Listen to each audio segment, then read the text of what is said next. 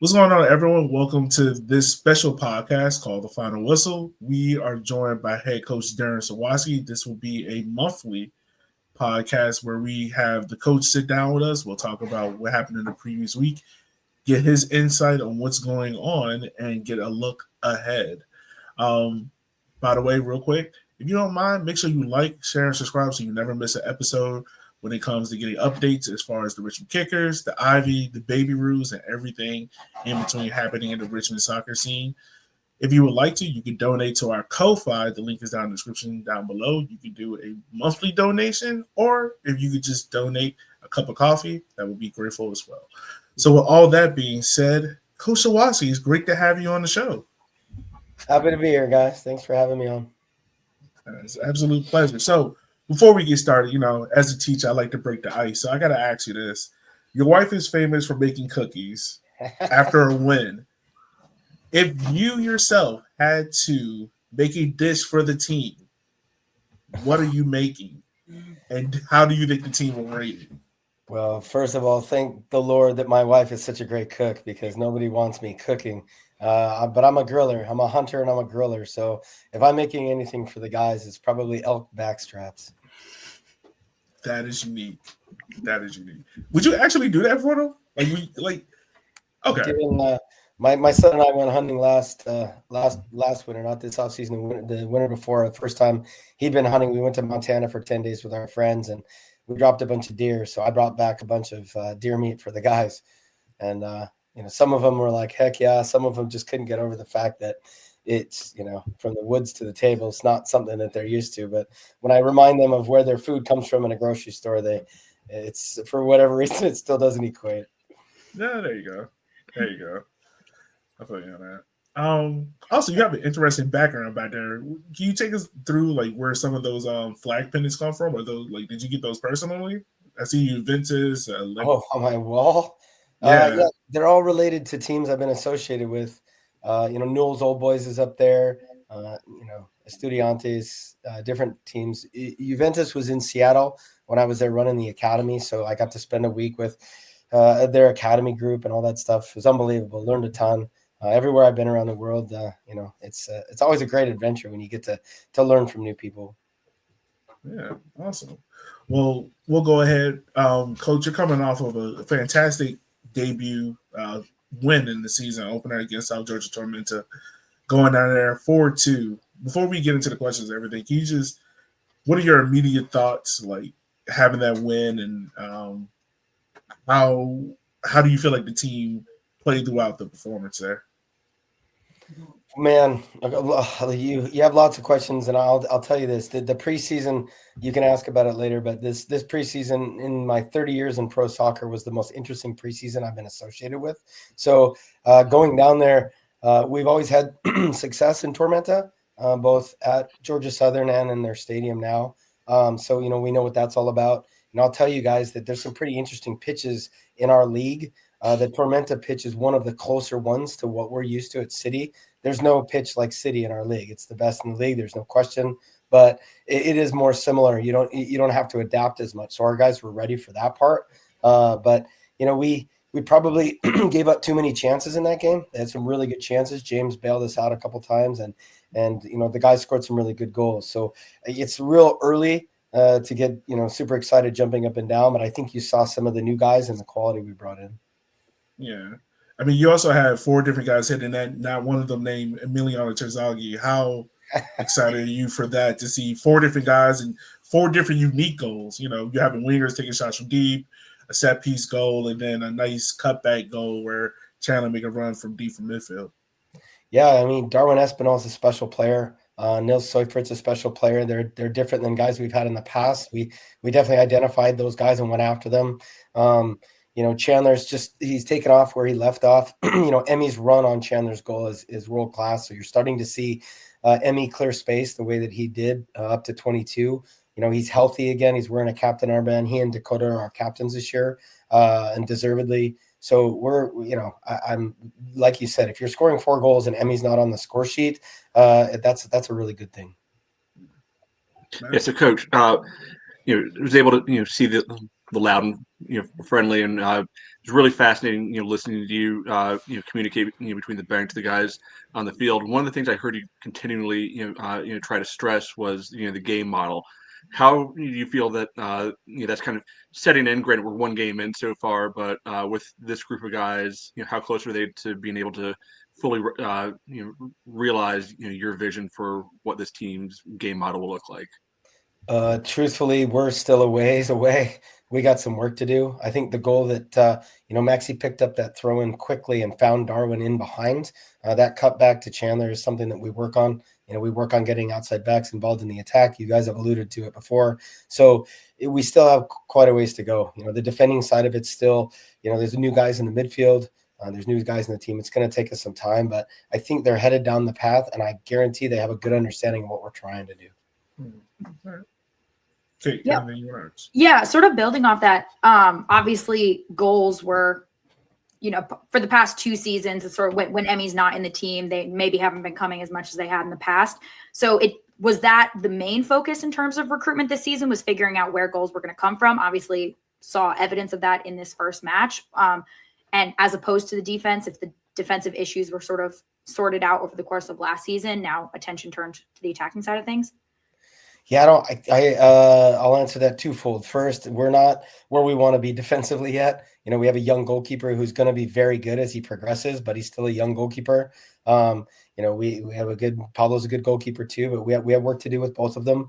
The back line, that's the group that really finished the end of the year, so we've been able to build on that. Guy Frank has looked really good in preseason. He had a little bit of an injury, so he hasn't played as much. But yeah, when Emmy Terzaghi went down in July of 23, we know what happened, and it wasn't fun for us. And with the resources that I have with Richmond, I have to be very, very clever and unique. If I told you how many guys on our team were on minimum contracts, your eyes would pop out of your head. And the way that we were able to secure players like Adrian Billhart and Darwin Espinal, and the return of Matty Bolduc, who looks very, very good. Matty had a little bit of a lower leg thing last week, so we protected him, but he's back in. Josh Kirkland is growing. We have ability to score from different ways now. We also have ability to adapt. So the question about the game model is a frame of reference. You will see different formations this year. I know you guys know how I like to play, but you're going to see that style of play and come at in different formations. I want to ask you a question real quick because you mentioned Matt Bolduc because he was with the team. I believe he left 2022, came back. What's the biggest change you've seen in him outside of just the age being different? But what's the biggest change you've seen in him as a player, as a person, or even as a leader? So 2 things. The first one is, in general, when players leave here, we try to have great relationship with them. The majority of guys leave for a better or bigger opportunity, or it's time for a change. We have no ill will. I can't think of one player that I have any issue with whatsoever, including guys that left last year that were here for 4 years. Guys move on, and this is what happens. Matt's situation, when he left, we were trying to improve the team, and he was in a different stage of his life. And the term that I would use for him right now is 2 words: absolute manhood. He's a grown man now. Like when Matt's in a room and he talks, it's real. And not that he wasn't a man before he left, but he went out, figured out figured out a few things. And, it just goes to show that the door is always open. I love Matt. Matt's like a kid. We talked every other week while he was trying to trial in Australia, while he was in New York. I helped him with that stuff, and it just, the timing was right this time. And he was magic in preseason for us. Yeah. And having that mix of veteran leadership is something that you've always said, like it's been an ethos of the team. But one of the newer things was bleeding in the youth. Matt even brought up the point in our last podcast about how, Matt, correct me if I'm wrong, it was like the 90th or 89th minute where there was like 6 players on the field that were directly tied to Richmond, like born and raised. Having that mix of veterans and young faces in the starting lineup, like how are you working to build that cohesion, especially with the start to the season and when that bedding in process for them? Yeah, with the extra year with Beckett and Landon and even Griffin and James, it's easier, right? They know what we're about. And, those four guys are pro players. I mean, we have 8 teenagers signed right now, you guys. 4 of them are academy kids. And we have 2 more that, man, they're right on the cusp. You could see them come in. I mean, that's a lot of Richmond kids. We made a commitment to that in 22 after, Johnny and the guys bounced to try to go after we won something. And, Rob was really like, how do we make this sustainable? I keep preaching this and telling it. Lower league soccer in the United States, there's been something like 196 teams in the last 40 years in the US that have folded. The reason is people lose money and they lose the motivation. Around the world, the way that you get it done is you develop players, you play them in your first team and you sell them on, and that's how it remains sustainable. How we make sure that these guys bond, time, man. These kids like Griffin Garnett, they grow exponentially in our environment because you're having a young man or boy in general grow into a man because he's playing and training with men every day. And you got to measure that and try to do it well. And I think we've done it well with some, and we got work to do with others. Yeah, and kind of building up on that academy piece, we've heard both you and me could talk at different times about how there's guys from not just around the area but around the country calling up wanting to be able to get involved with the club because of these opportunities for them to actually see the field. How do you kind of evaluate being able to bring somebody in from whether it's North Carolina or North Dakota as a young player versus somebody who's maybe been coming up through the Richmond United system and potentially getting close to being ready to join whether it's the U20s or the pro team? Man, this is a question I could talk about forever. And here's what I would tell you. We're turning away players that are as good or better than the academy level kids we have right now. The reason that we're doing that still, we don't have the infrastructure or resources yet to really fulfill what we need to do. Host families, residency, education, there are plans for all of these things. But the other side of it is related to the taking care of kids from Richmond. I mean, how cool was it that there were 4 teenage homegrowns on the field in Tormenta at the end, plus Simon and others that they come up through our system. The more we have of that, the better. To answer your question more specifically, Matt, we have guys right now in MLS academies that are calling us going, we will come and pay for ourselves to live in Richmond because we know the route through the USL is easier to get to Europe than through MLS. We're not ready yet because we're still in our infancy, but I'm going to tell you right now, and I'll say it out loud. If there are people out there that want to help us with that initiative, I will take a coffee with you any day of the week because that's where this is headed. And we're going to be bringing kids from out of town. And, the initiatives at Richmond United aren't always directly related to what our U20 Academy does. Right now we're just working really hard with the local kids because we think they deserve the opportunity. And maybe just to kind of jump on that, you said people want to be able to help out, to contact you. What are some of the specific ways that people could help out? We're going to eventually need host families. We're going to need people that want to take on people to live in the area, whether that's 16, 17, 18-year-old players. There's specific rules that go with that. But as this thing expands, and we don't know exactly how the youth system is going to evolve. Right now, we're all very integrated and trying to work together. But again, people have different initiatives, right? My goal is to take a kid from Richmond proper, Griffin Garnett, or a kid from Seattle, Washington, for that matter, and give them their best opportunity at potential through our team to go and be a professional at Bayern Munich, Liverpool, whatever that means. If you're Richmond United or you're another club in the area or nearby, your initiatives are a little different. You identify kids going to college, or you want just that fun recreational experience. We're trying to take it to a level that not a lot of people have done. And if you look at the statistical data on us over the last year, I mean, we're really doing something that nobody else is doing. Everybody's talking about player development. We're actually playing those kids. Yeah. Kate, anything you want to add? I guess one question we kind of been talking about this a little bit internally. This is like a little bit technical, but about sort of the difference also in training an individual player as opposed to building a team, because it seems like in the youth system, there's a lot of focus on developing teams that win tournaments rather than developing individual technical skills and developing players that can then go on to have a career. So it seems like there's more of a focus right now with this team in terms of developing players rather than focusing on, a team that's going to win a tournament, but that ultimately matters nothing if they don't go on to have a career after that. No question. We want to win things. Our under-20s made runs at both of the tournaments last year. We tried to win a national title. We're going to try to coach and win every game, first team down, like for sure. But sometimes you make decisions that are based on the individual development of a player so that the long-term gain is better. And, I would be remiss in not mentioning Mika and Connor Capoletti, because those two are both fully ingrained in our IDP program, the individual development plan. Each of our players have them.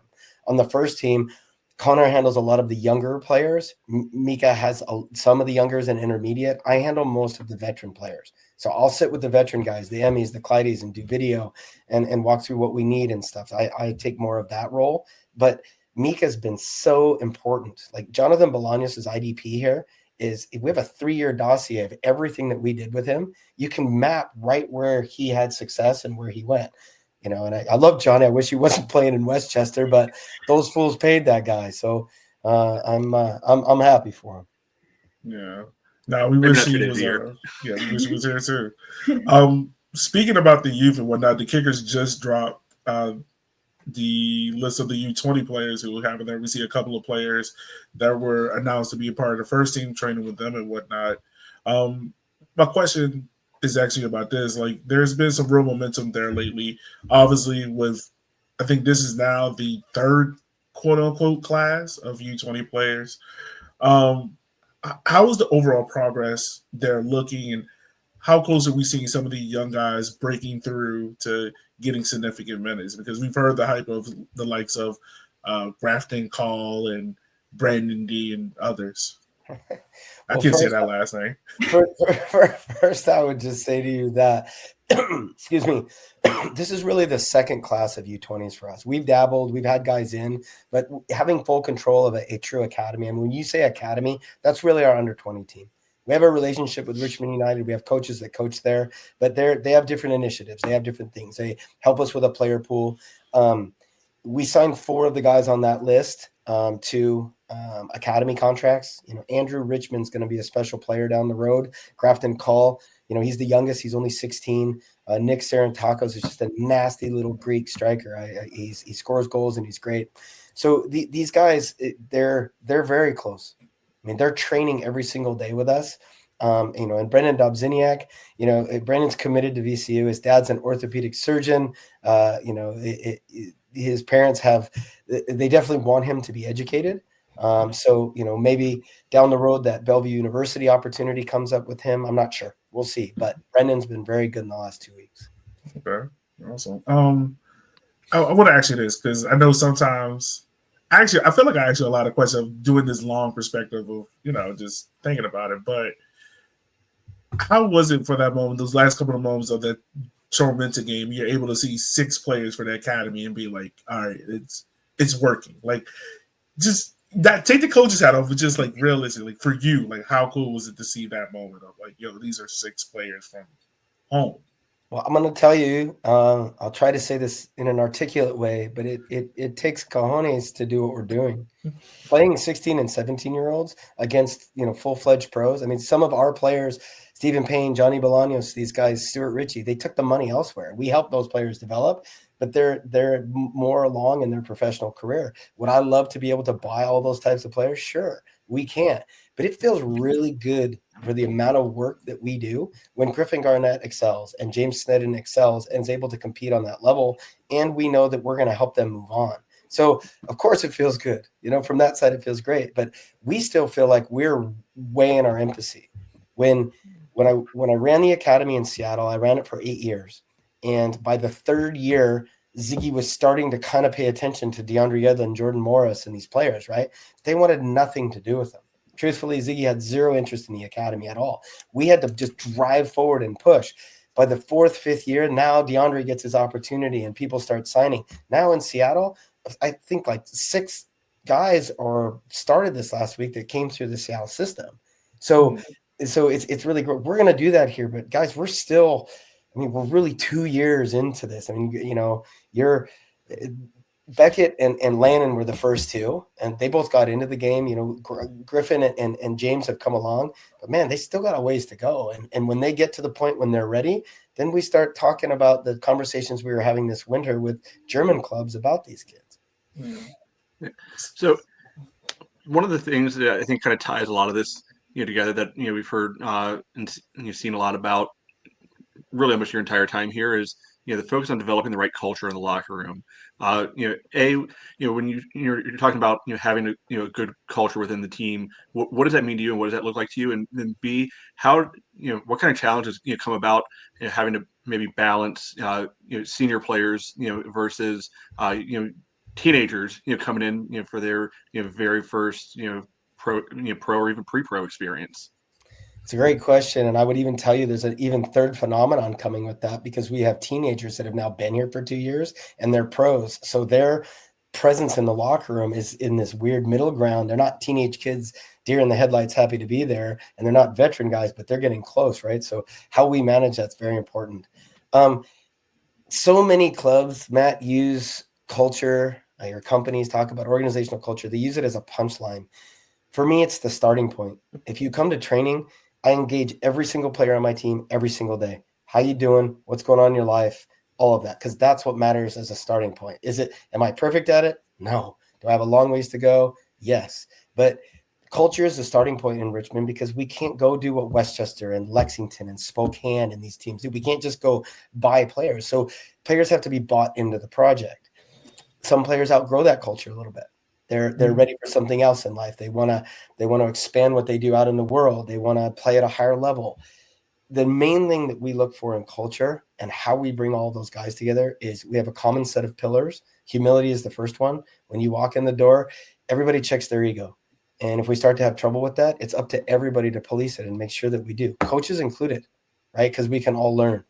If the Richmond Kickers don't have a healthy, culture-rich locker room, we're going to struggle, man, because everybody's got to be bought in, because sometimes there's 2 17-year-olds on a field and there's 3 guys that are maybe on minimum contracts. Doesn't make them poor players, but it means that we're competing against teams that are able to go after players that maybe they can spend more money on. So culture is huge. And the part you asked about young players versus the older players, man, I can't tell you how great Dakota, Emmy, how great they are with, like, Beckett Howell is the most comfortable kid. I mean, I can't even tell you some of the crazy stuff this kid does.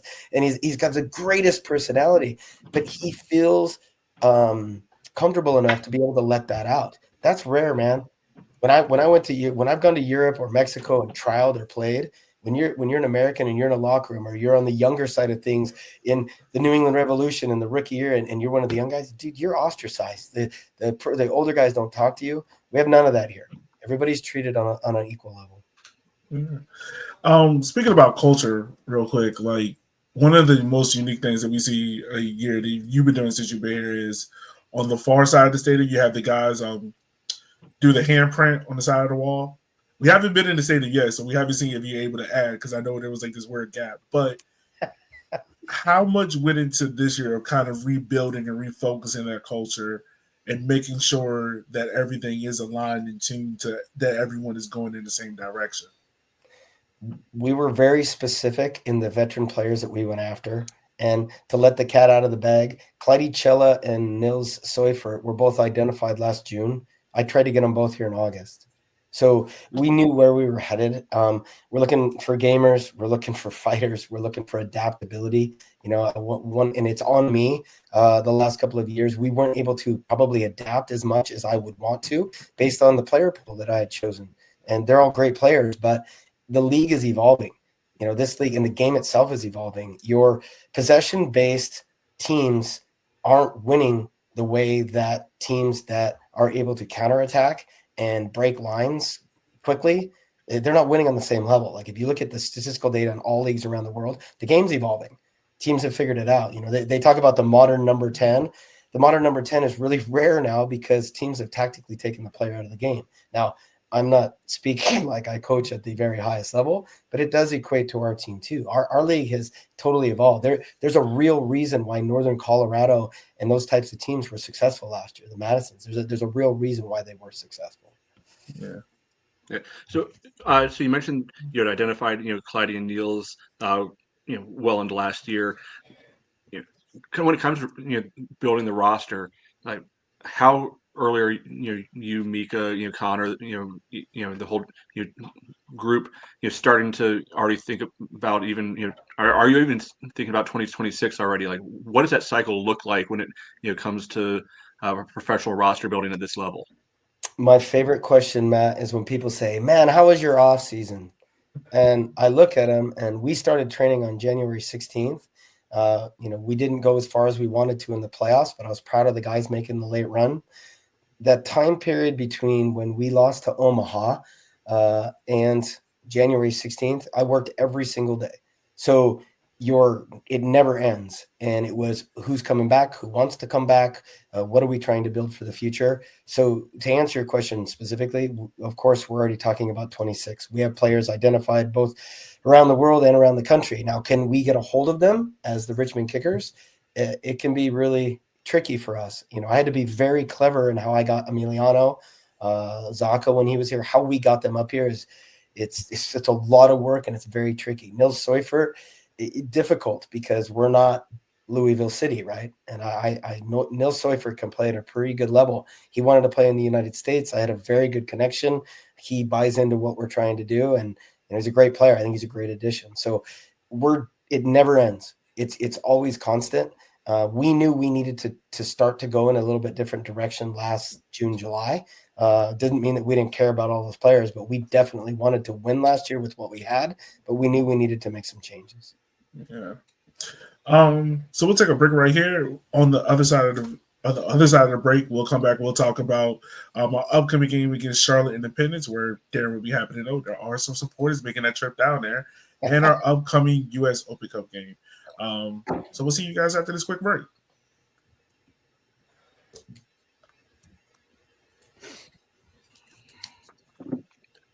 We're back from the break. Coach Darren, you guys have so far been great. It's been exciting to see the team play with the 4-2 win over South Georgia Tormenta. You guys are on the road again. You guys make the trip down 85 South down to Charlotte. How is the team looking to prepare for this team, the Charlotte team that on paper doesn't look to be as strong as it did in years past, but also managing the upcoming U.S. Open Cup game against a Virginia Dream team as well? Well, first, I have great respect for Mike Jeffries. I've known him a really long time. He's been around leagues that I've been involved in for 25, 30 years now, and he always puts a very competitive team together. Mike likes really quality veteran players. He signed a kid named John Pacaro that I worked with in Arizona.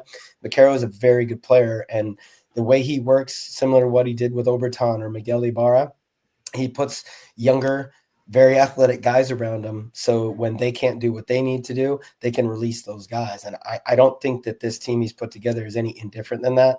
The kid Jarigi that plays on the left wing is a very quality player. You're going to see the kid Alvarez is back. They thought they had him sold. I would argue that he was top 3-4 player in our league last year. Very, very dangerous in terms of attacking. So I'm not sure. They should be announcing a couple of more players even this week. So that could change for them. But I expect a Mike Jeffries team. He'll play with likely double sixes, whether it's a 4-4-1-1 or it's a 4-2-3-1. They like to play, they like to counterattack. We're expecting all of that on that big field down there. Real quick, I just want to ask this: how difficult is that for you as a coach to prepare for when the teams are adding players at the very last minute? Does it change the way how you approach things, or you guys are kind of just no, we're focused on what we're doing and not going to worry so much about what's going on there? Truthfully, we're really in a preseason mode. We had 3 weeks where we had big snow days in all 3 weeks. So we technically could not periodize 1 week of the entire preseason, not to go too nerdy in the soccer part, but it was very difficult. We're not as fit as we need to be, and we haven't been on the big pitch enough. So, we're more concentrated on us, to answer your question directly, than we are on them. When teams sign big players, you account for it. You say, okay, Johnny Bolaños, we love the kid, signed in Westchester. Well, we know exactly what he's about. Guys that have left here and gone other places, we know what they're about. So we'll be prepared. We're more concentrated on us at this time. Good. So, Coach, you obviously have a really strong network, around the country with other coaches that you've built up, probably since your playing days. I would assume. do you, try to lean on some of them? If you have contacts in the North Carolina area to be able to say, hey, did you see, Charlotte in preseason? Anything that about, there? Does the system work that way, or is it really just kind of a put the pieces together of what of some of these various guys, whether from personal experience or having played against them in the past, or just knowing of them? It's a mixture. Of course, we ask people. I know that Charlotte played against Crown Legacy, and so did we. We know the result. If we really push, we can probably talk somebody into giving us video. Preseason, you got to be a little bit. You take it with a grain of salt because we're all experimenting a little bit.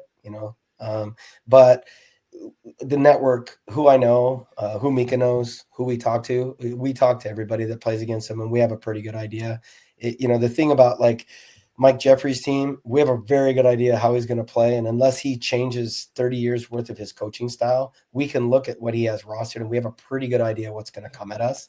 But it's a mixture. The crazy part about this is with so much technology, after you get 2 or 3 games into this season, it's, the cat's out of the bag. I mean, you know what people have.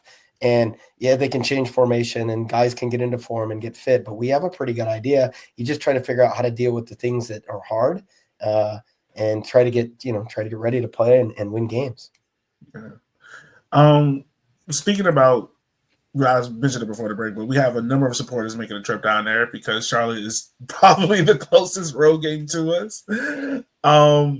Do you feel like the guys get up for it when they see, our fans on these away games? Like, do you feel like there's a different energy to them? Not saying they weren't up for like Tormenta, but knowing that they're going to be supporters and the supporters have been talking about making a trip down there to the players, do you kind of get like a sense of like, oh, there's a different balance of energy this week? Absolutely, 100% every day of the week and twice on Sundays. When Chandler picked the ball and Joel scored last year, they didn't even look at us. They turned and ran right to you guys. 100%. We want people there. We want you to be a part of it. And, especially there because they don't always have the biggest crowds. So of course, we want people everywhere. And trust us, we know. We added 5 teams to the league this year, and all of them are flights. So there's a cost issue there and the travel issue. It's hard for our groups to make it. But when if I see people in Omaha or wherever, we try to make sure we go over and say hello, and then after the games we come say hi because it's a huge boost. Yeah, I can vouch for that. Chat with Darren and some whatever that little podunk field in northern Colorado was when Emmy scored from 40 yards out. Unreal. Yeah, so the guys really do appreciate it, and after they get past the shock, like, what are you doing here? It's pretty cool. Yeah.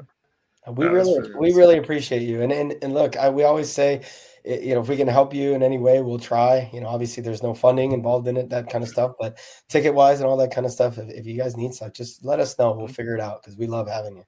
Yeah. So after on Saturday, you have the U.S. Open Cup tournament that means a lot to the Richmond Kickers, so much so that I have on this year's news jersey and the away kit there, the cup kit.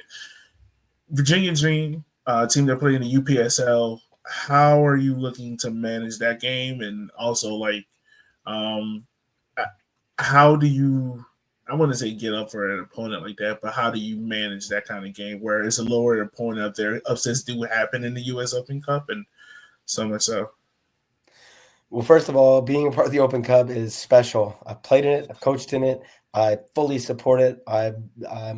What happened over the last year and a half is really frustrating to me. And I was a big part. I was in MLS for a long time. I'm frustrated that U.S. soccer hasn't done more, and I'm glad more teams are in it. So we're grateful, even though the League One teams got absolutely hosed in how we have to come in the 3rd round and then we play in the 2nd round against other probably League One teams if we can advance.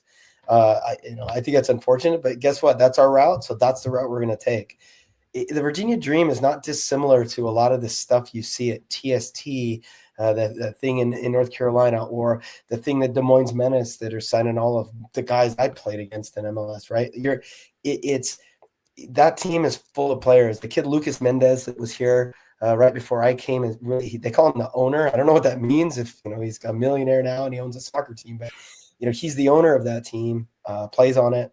The kid Harry Hawkins, who's a left center back, played in the USL Championship and very good player. There's other guys on that team that have good pedigree.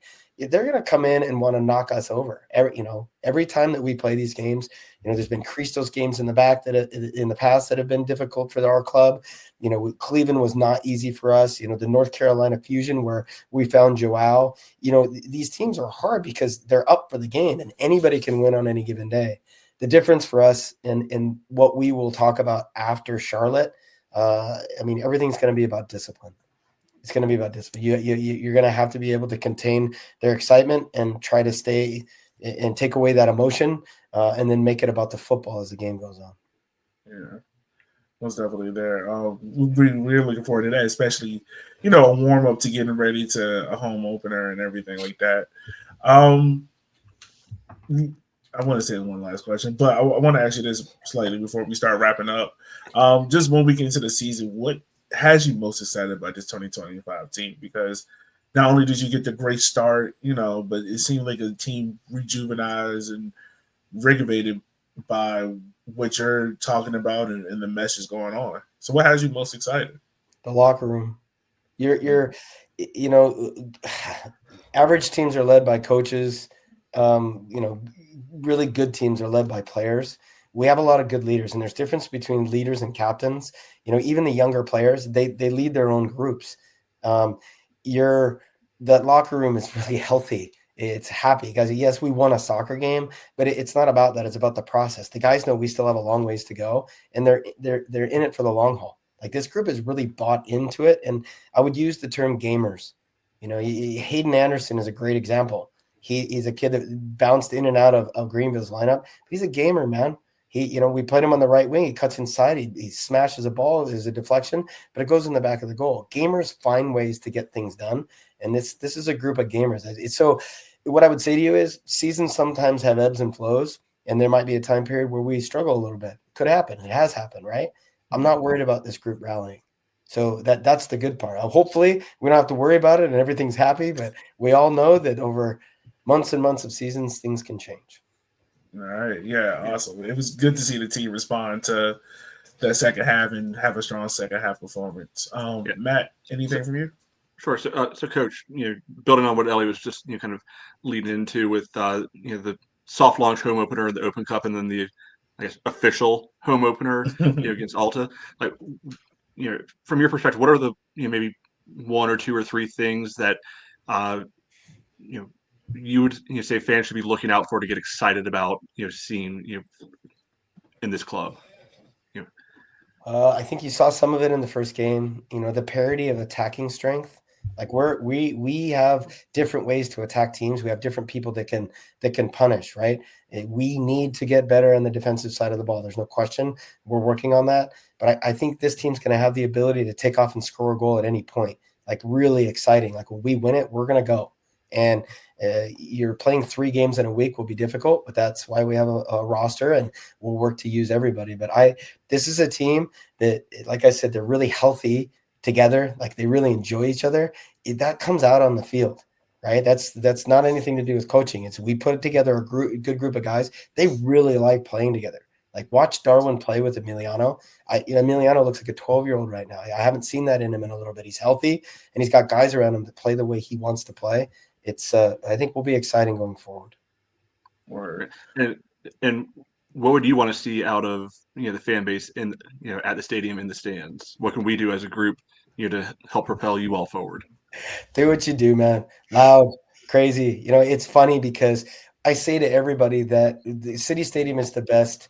It is the best venue, no question in our league. Everybody will say that. But the reason I know that is every time somebody does score in our stadium, they run right to you guys and talk trash. And that doesn't happen anywhere else. There isn't any other place like that. That level, it's a real soccer culture. Please keep it up. Be loud, be loud, be crazy. And hopefully we are doing the celebrating in front of you guys a heck of a lot more than anybody else. Hey, that's how we found Hayden. Just want to put that out there. We do owe him a beer. I have one. I feel like he owes us a. That's true. One, maybe a round. He owes us a round. Bet he's good for it. I did have one question. So we, in our preseason episode did some predictions about where we thought this team might finish at the end of the season. Is that something that you've had been thinking about, what the team's goals are, where you're hoping the team's going to finish this season? Or is that an internal thing you're not going to tell us, not going to jinx it? Predictions is an interesting word. We map the season every single game. So we have data where we track the season, where we think we're going to get points all the way across the season. We already have that all mapped. The players have goals. Those stay internal in general, but we don't predict anything. But I absolutely love that everybody across this freaking league says we're not making the playoffs and that we don't have a chance to do that. We love that. Throws a fat chip on our shoulder and gives us something to go for. Yeah, we saw some of those polls and those power rankings, and yeah, we'll keep that there. We'll see what the first game week coach of the month has to say about that. Right. First of all, we should have let up with that. Congratulations on that, coach. Yeah. Look, I work with a lot of really good people. I know people say that, but I really believe that. Right now, some very good players had a really good game for us. We got a long ways to go. So just, I always say, have patience with us. We're going to be exciting. I promise that, but we're going to get a lot better. Yeah. Can't wait to see I'm excited because I just heard every week 7 players, team of the week or better. Love it. All right, here we go. Right. There you go. Coach, we just want to say thank you for taking the time out of your day for hopping on the pod with us and chatting up, giving us an insight on what this kicker team is looking for and what they're going to look like heading into 2025 and beyond. Any last thing for you before we wrap up? Just that, that initiative about the young players, I want to be very clear. We were incredibly specific, and we went and signed very good veteran pro players. This isn't a academy project. We're here to go win things. We want to go win trophies, and we sign players to do so. The beauty is we're able to now marry those kids into it. So that's the story. Quality, character, veteran gamers to go with the up and coming kids, and we think that wave's coming together in a way that's going to be really, really special. So talk about it. Tell people what we're doing.